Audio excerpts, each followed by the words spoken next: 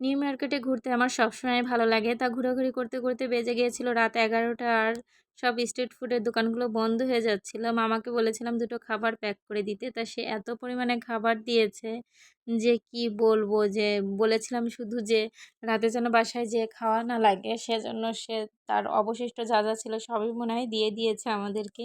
অনেক পরিমাণে pasta, noodles দিয়েছিল। তার স্পেশাল রাইসটা আমার খুবই পছন্দের।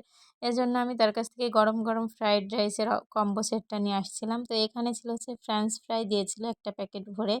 তো সে অনেকগুলোই দিয়েছিল এখানে। মানে টাকার থেকে মাল বেশি হয়ে গেছে তেমন একটা। আপনারা তো ফার্স্টের ভিডিওতে দেখেই বুঝতে পারছেন যে কি পরিমাণে খাবার দিয়ে দিয়েছিল। এতগুলো খাবার মাত্র ৳২০০, এটা কি একটুও বিশ্বাসযোগ্য?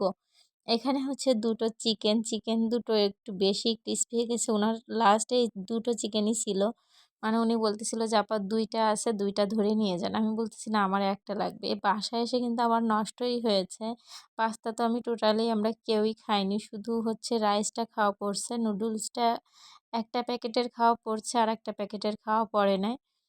তো এই হচ্ছে অবস্থা। রাইসটা কতটা টেস্টি ছিল দেখেই বুঝতে পারতেছেন। রাইসটা অনেক টেস্ট ছিল আর উম গরম, গরমও ছিল। ভালোই ছিল মাশাআল্লাহ, খারাপ ছিল না। তার এখানে হচ্ছে চিকেনটা আমি একটু খেয়ে দেখতেছিলাম।